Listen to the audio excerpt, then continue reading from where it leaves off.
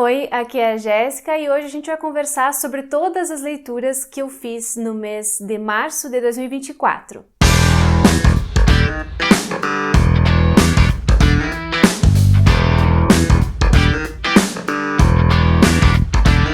Esse foi um mês que teve bastante coisa por aqui, eu consegui dar conta de várias leituras que eu queria por conta das minhas metas pessoais, né, como por exemplo ler um livro de contos, um de teatro, um de poesia, e deu certo, consegui, não foi tanta quantidade assim, mas em termos de qualidade de leitura foi muito proveitoso para mim, e eu vou comentar também as leituras que algumas delas são vindouras de fevereiro, né? Porque eu não consegui terminar no mês de fevereiro, porque eu tava lendo livros muito grandes, enfim. Então, vamos lá, que eu não quero ser muito longa hoje. Hoje é só o resumão mesmo, aquele tipo de vídeo para dar um gostinho para vocês de como foi a minha leitura, mas claro, quando for o caso, vai ter resenha depois aprofundando esses livros. E antes de eu continuar, preciso lembrar todo mundo que está chegando agora no canal que seja muito bem-vindo, bem-vinda, bem-vinde, que aproveite aqui os conteúdos que eu trago semanalmente para vocês e que se inscreva caso ainda não esteja inscrito no canal, porque isso faz toda a diferença. Também preciso lembrar que caso tu goste do conteúdo que eu trago para cá, considera apoiar o meu trabalho sendo membro desse canal, porque a partir de R$ 4,99 mensais já pode apoiar muito aquilo que eu faço aqui no YouTube gratuitamente e que também faz toda a diferença para mim, porque é só isso que rentabiliza aqui o meu trabalho no YouTube, gente. Então, é muito importante que quem pode, né, que apoie assim financeiramente, e assim eu consigo ir mantendo o meu trabalho e também tendo vontade de trazer cada vez mais conteúdos para cá. A partir de R$ 7,99 já dá para fazer parte do clubinho de leitura que o canal tem, que é o Clube da Jéssica, o Clube de Apoiadores, e assim também participar das leituras conjuntas de uma maneira mais íntima, mais perto de mim. E a partir de R$ 14,99 já dá para ser apoiador e VIP, né, para ter mais conteúdos exclusivos para além daquilo que eu já posto por aqui. Começando os comentários, então, eu lembro sempre a vocês que deixo aqui embaixo, na caixa da descrição do vídeo, os links para que possam ver os livros, as sinopses, os valores, os formatos, né? E também lembro que isso aqui não é resenha, isso aqui é só um panorama daquilo que eu li. Vou falar primeiro dos livros que vieram de fevereiro e que eu só concluí no mês de março. O primeiro deles é este aqui, As Meninas, da escritora russa Ludmila Ulitskaya. Esse aqui é publicado pela editora 34, com tradução, deixa eu pegar aqui para vocês, de Irineu Franco Perpétuo. E esse livro tem prefácio, tem pós-fácio e foi uma leitura que me encantou profundamente, porque eu achei que ela consegue fazer contos que são muito daquelas coisas medianas, medíocres do dia a dia, mas não no medíocre ruim, mas dá atenção aos sentimentos, especialmente os sentimentos das meninas, das crianças que estavam crescendo no pós-guerra, no pós-Segunda Guerra Mundial, né, na década de 40, na década de 50, que também tem muito a ver com a própria experiência da autora. Então, basicamente, esse é um livro de contos que também pode ser lido como um romance fracional, se eu não me engano, que a mesma autora falou sobre esse termo, né, porque os personagens, em alguns casos, se repetem, é como se a gente visse pequenos cortes da vida cotidiana de várias meninas, e elas são amigas, são companheiras da escola, então acaba que se repetem, né, algumas cenas não, mas alguns lugares que elas frequentam, alguns problemas que elas compartilham, e eu fiquei muito, muito impressionada com essa leitura pela capacidade que a autora tem de retratar os sentimentos mais íntimos. Me lembra uma coisa muito a moda da Ferrante, sabe, a escritora Helena Ferrante.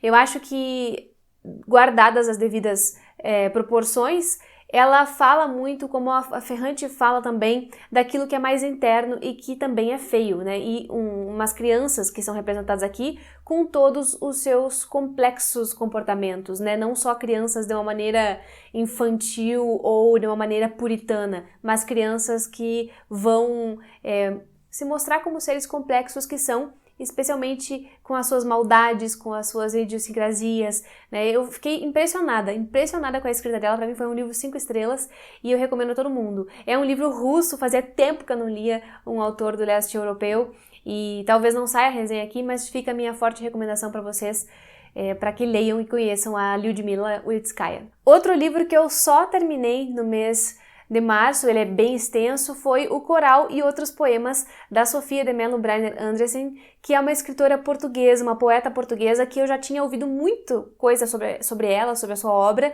mas eu ainda não tinha lido. E esse livro estava aqui há um tempão, eu tinha me dado de presente há uns 2 anos, e ainda não tinha começado, né, apesar de todas as recomendações, de achar que eu ia gostar. E eu gostei. Esse aqui faz parte de uma coleção de poesia do mundo, né, da Companhia das Letras. Eles publicam por esse formato aqui, por essa coleção, vários autores de diversos cantos do mundo. E a Sofia era uma poeta que eu tinha interesse porque eu gosto muito da poesia em língua portuguesa, e especialmente, né, essa mais anterior, né, do século XX, que vem de Portugal, e foi muito legal conhecer. São vários pequenos volumes reunidos aqui nesse grande volume. Eu ainda não li o prefácio, eu vou ler depois, mas eu li todo o livro, né, que tem umas 300 páginas, 382 páginas mais ou menos, e eu fiquei muito feliz de conhecer. É uma poeta apaixonada pelo mar, apaixonada pelo azul do mar, azul do céu, e pela natureza, e pelo coral, e pelas coisas todas que vêm com a praia, pelo ar salgado. Ela fala muito sobre Portugal, né? Ela fala muito sobre Lisboa, ela fala sobre viagens que ela faz, também trazem essas reflexões que tem a ver com o mar, mas também tem a ver com outras coisas, né? Com a vida, enfim, como toda a poesia. E é claro que tem um foco aqui nas coisas que vêm do mar, né? É parte do fazer poético dela falar disso. Mas tem outros poemas que também me chamaram a atenção, que são poemas mais amplos, não tanto delimitados nesse tema, e que me fizeram gostar do livro. Não foi uma coisa que me apaixonou por completo, né? Não posso dizer que eu amei todo o livro, todo o estilo de poema dela, mas eu gostei bastante de a conhecer, foi uma ótima companhia, e gostei muito de ver que ela lia poetas brasileiros. Então a gente tem referência aqui a Murilo Mendes, por exemplo. A gente tem referência também a um outro poeta brasileiro, deixa eu até pegar aqui para ver se eu consigo lembrar o nome certinho para vocês, mas ela fala muito sobre o Brasil, ela tem essa relação de se referir a nós. O outro poeta que ela fala é o Manuel Bandeira, só para vocês terem uma ideia, né? Então ela lia brasileiros, ela fala inclusive um poema aqui sobre o período da ditadura e como não dava mais para aceitar isso no Brasil, né, em 74. Enfim, muito ligada à nossa produção literária, e foi muito legal poder conhecer a dela também.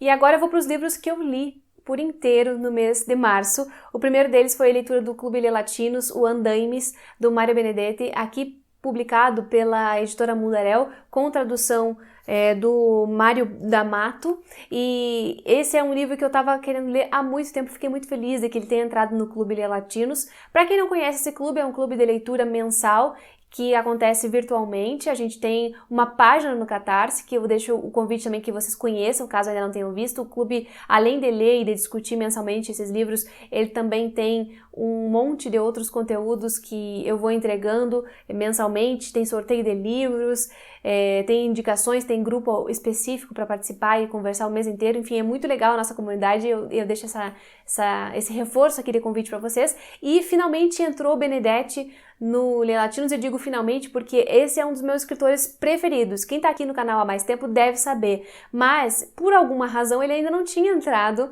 nas nossas leituras do clube, e isso agora foi resolvido com Andaimes, que, gente, meu Deus do céu, é o meu livro preferido já do Benedetti. E olha que eu gosto muito dos outros também, gosto muito da poesia dele, mas esse romance aqui me pegou de jeito. Eu dei 5 estrelas para ele. Mas do que fala os Andaimes? Ele fala sobre um exilado político do Uruguai que passou um tempo na Espanha por conta da ditadura no Uruguai, né?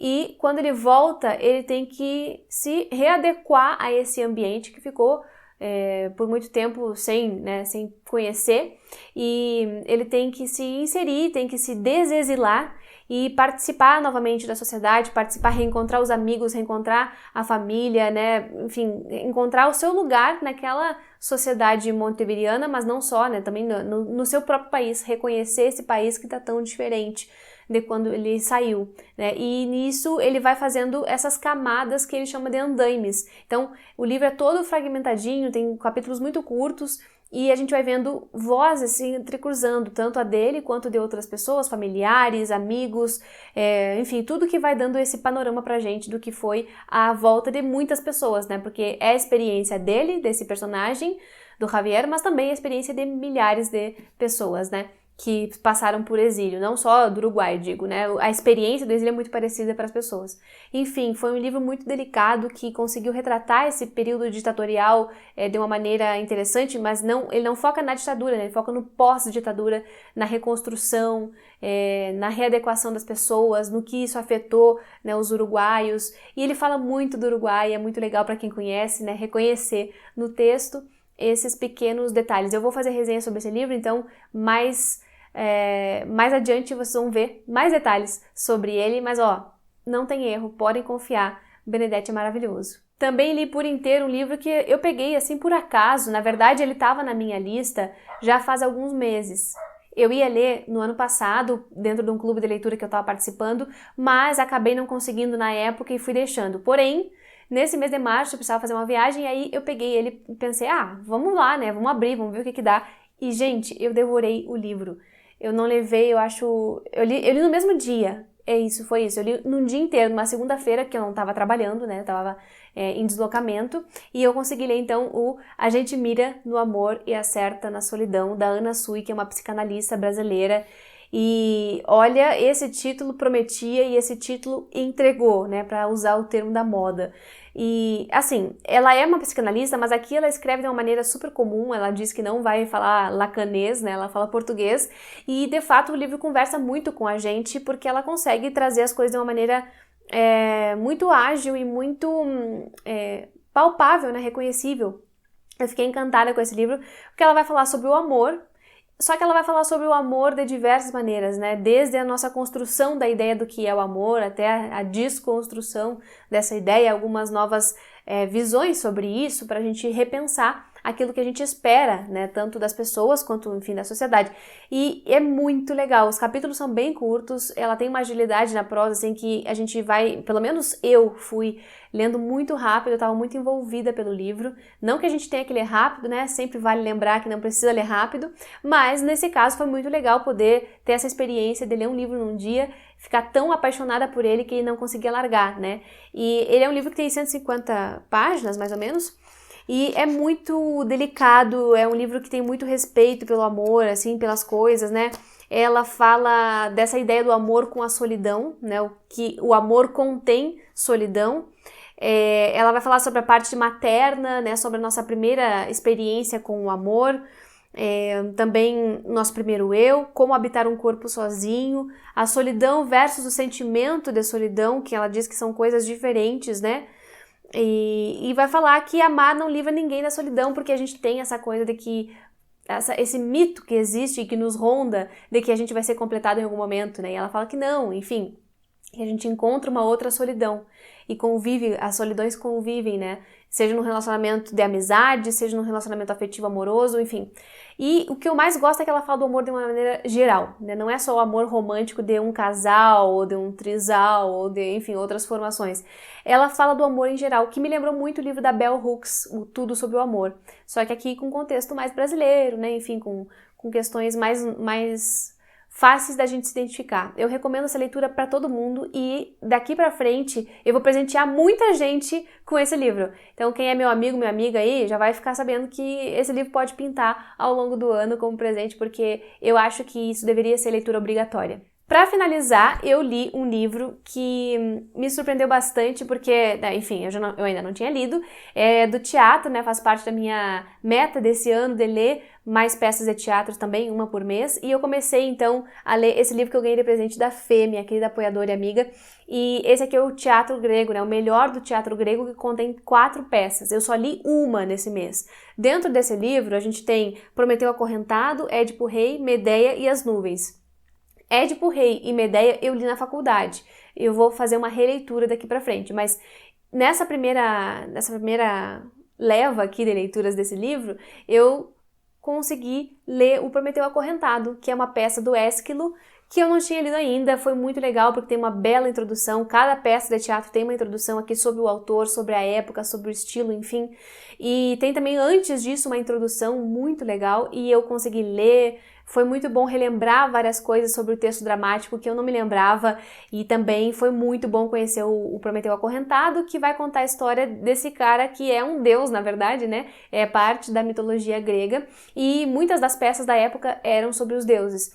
Então, é tipo uma tragédia essa história, e o Prometeu é o cara que deu acesso ao fogo a nós, humanos. Ele se compadeceu dos nossos sofrimentos, da nossa ignorância, e por isso nos deu o acesso ao conhecimento do fogo e outros conhecimentos mais. Só que isso não agradou a Zeus, e Zeus o castiga, né? Nesse caso aqui, nessa peça do Ésquilo, o Prometeu vai ser acorrentado numa pedreira, e o que a gente vai acompanhar aqui é o drama dele, né? Questionando a justiça ou a injustiça de Zeus, e questionando também qual é o problema, né? Como isso é desproporcional, tendo ele ajudado Zeus em tantas coisas. E aí tem um coro que participa aqui, que são as Oceânides, que vão ser parceiras dele, vão ficar ali junto com ele naquele perrengue todo, né? Outros deuses vão aparecer, Hermes, enfim, e vão tentar dizer para ele desistir dessas blasfêmias que ele tá falando contra Zeus, para ver se ele se liberta, se Zeus se compadece, enfim. E ele não desiste, vai até o fim, né? Ele vai até o fim dizendo que Zeus é injusto. Então achei muito legal isso, achei muito massa ler a peça, fazia muito tempo que eu não lia, e vou continuar lendo o teatro grego, com certeza. A minha ideia é ler um atrás do outro, né? E assim poder fechar esse ciclo grego aqui. Mas eu recomendo para quem gosta de teatro, para quem quer entender mais das mitologias gregas, é muito bom ter contato com isso, porque isso afeta todo o nosso pensamento ocidental, né? Quer a gente queira, quer não.